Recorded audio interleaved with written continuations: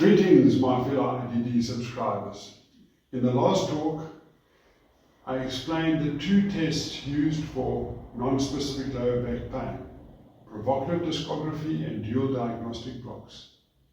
Provocative discography proved that internal disc disruption is the most common cause of pain, essentially unknown. And this is the paradigm that we hope to change, and maybe with your help, we can explain this painful condition and get it more established. So, what other findings did the medical researchers get using provocative discography and dual diagnostic blocks? The information to me is invaluable. So there's a link with age. If you're young, 43, with lower back pain, you have above a 70% chance that the pain is from internal disc disruption. On the other hand, if you're 55, you only have a 20% chance that it's internal disc disruption.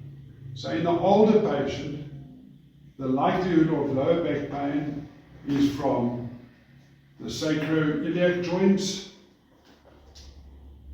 or the facet joints. The facet joints are where the joints meet at the back, sort of in that area there, or look at this area.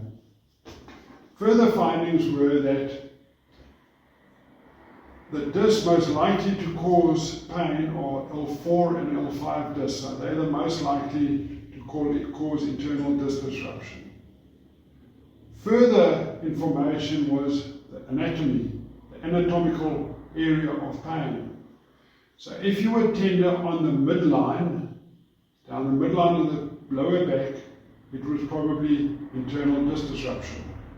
If it was 1 finger breadth to the side, it was probably facet or SI joint. So if you were tender on the outside, pain would either be the SI joint or the facet joint, but if you were tender in the midline, it would indicate that the pain is probably coming from one of the lower discs, as we now know, internal disc disruption. So the next talk will be on the little bit about the anatomy of the disc and the pain mechanism involved with internal disc disruption. Thank you for listening.